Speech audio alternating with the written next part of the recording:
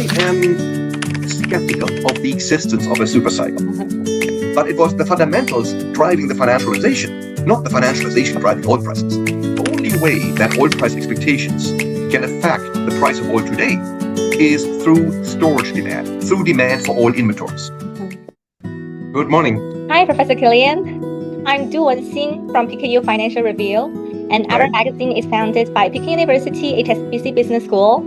We are now preparing a new issue titled Commodity at the Crossroads, and you are one of the best and most influential energy economists in the world, so we sincerely invite you to share your opinions. So thank you very much. Thank you. It's a pleasure to meet you. And your groundbreaking work on breaking down oil price shocks into supply disruptions, aggregate demand, and precautionary demand shocks has laid the foundation for how we understand oil markets. But since the Russia-Ukraine conflict and growing geopolitical fragmentation, many people argue that geopolitical risk premia have become more important than traditional supply and demand fundamentals. So do you think the structural drivers of oil prices have fundamentally changed? Yeah, actually, nothing much has changed because geopolitical risk has been around for a long time. I would argue at least as long as we've seen a global integrated oil market. In fact, when I wrote my first paper on oil markets 25 years ago with Bob Barsky, he forcefully argued that he cannot understand oil price fluctuations in the 1970s, 1980s, and 1990s without taking account of geopolitical risk. And so there is, in fact, a large literature that has tried to capture geopolitical risk using empirical models. The paper that you alluded to at the beginning involving precautionary demand shocks is a very good example, because what are precautionary demand shocks? They're shocks that move the price of oil today because people have uncertainty about the future price of oil, and that uncertainty can very well come from uncertainty about potential oil supply shortfalls. That's exactly what you're calling geopolitical risk. So that would be an early way of modeling this. But it's really only the beginning. It's not all about uncertainty. What if I anticipate a major oil supply disruption? What happens is that my expected price of oil goes up because I expect future supply to be lower.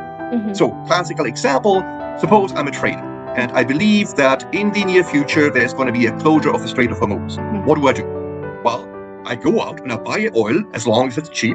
I put it into storage, I wait, and then when the closure happens and the price goes up, I sell that oil at a profit.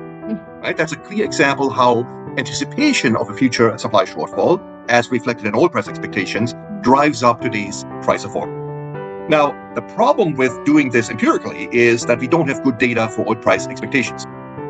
And it turns out there's luckily a way around that, and that's to observe that the only way that oil price expectations can affect the price of oil today is through storage demand, through demand for oil inventories. Yeah, thank you. Thank you very much for your research. And you've stressed that global aggregate demand is key to commodity price cycles. And given global economic slowdown, demographic changes, and the energy transition, do you think the commodity super cycle since the early 2000s has ended? Or are we in a new fragmented cycle driven by new structural forces? I am skeptical of the existence of a super cycle. About 100 years ago, when in the 1920s, many economists were busy quantifying short and long cycles in economic activity. And that literature, after a while, died. And the reason it died was two reasons. One, it's very difficult to quantify and detect cycles in the data. But there's another reason, which is that literature wasn't very helpful to economists. I agree that demographic shifts in many countries, the globalization of trade, the energy transition, disruptions of energy flows, etc., all make it more difficult to model oil and commodity markets than it was in the past. The problem isn't so much that the determinants of the price of oil have changed. The challenge is, for example, that we used to model regional economies that are imperfectly separated. So now you have to model these multiple markets that are dependent on one another at the same time.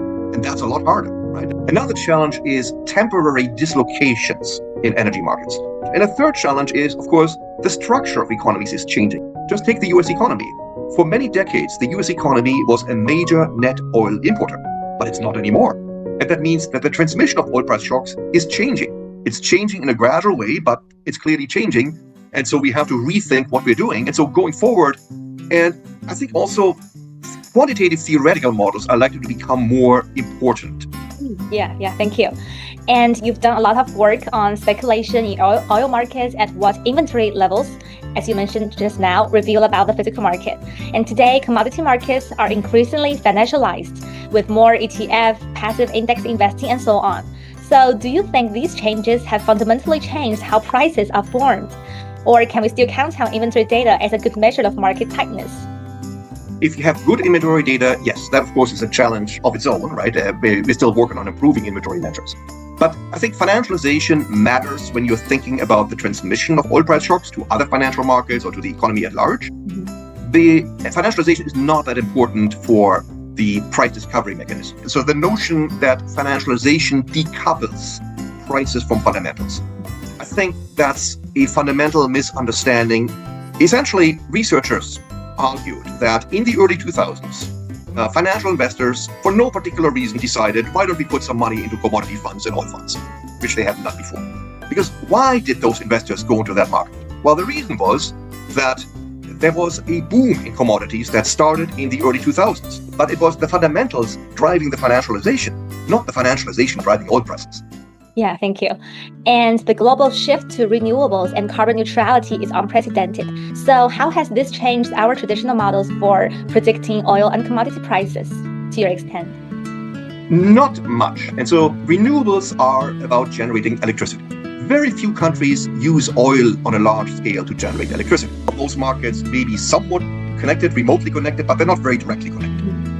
Now, that doesn't mean that it doesn't matter at all, because there are situations, for example, when you're modeling the transmission of oil price shocks, when this comes into play. Most observers think that the economy is going to keep growing over the next decades. That additional growth is going to require more energy. The additional energy needed to sustain this growth is going to come from renewables. That doesn't mean that oil is going to go away, because there are many uses of oil that are very hard to substitute for. If electricity becomes more important in the economy, that also has to do with the economy turning more to service as opposed to manufacturing, then you would expect that the dependence of the economy on oil is reduced. And that will show up in the share of oil in GDP. That's a key parameter in models of the transmission of oil price shocks, right? You might say, well, if the oil price goes up a lot, then maybe you want to buy an electric vehicle instead of buying an internal combustion engine vehicle. That's true, but two caveats. One is there's a limit to this. It's something that works for urban areas, but maybe not in that setting. Even in urban areas, when people decide to buy an EV, that's a slow process, right? It's only going to be a gradual change over time. Thank you very much. And your research has looked at the relationship between monetary policy, the US dollar, and commodity prices. And with the Fed's recent aggressive tightening and the rising de-dollarization talk over the globe, do you expect the traditional dollar-commodity link to weaken? And how could alternative pricing systems reshape global commodity markets? So let me start by saying there is no doubt that there are countries, such as Russia or Iran, who would love to replace commodity trade denominated in dollars by some other currency. There is a bigger group of countries where there is unease about recent economic developments in the US. But at the end of the day, it's not clear what the alternative would be. And so to explain that, keep in mind that the reason why we use the US dollar is that it's freely convertible, it's relatively safe from inflation, it's accepted almost everywhere, and its price is determined in markets and not by governments. Think of the euro. On paper, the euro has many of the same attributes that the dollar has. So you would think it would be a natural rival. But it isn't. And it isn't because maybe people think the currency is too young. There's just not, the market doesn't have the same trust toward the euro for whatever reason that it currently has toward the dollar. So what would it take to displace the US? Well, I would say it would likely take major economic instability in the US and or a far diminished role for the US economy in the global economy, right?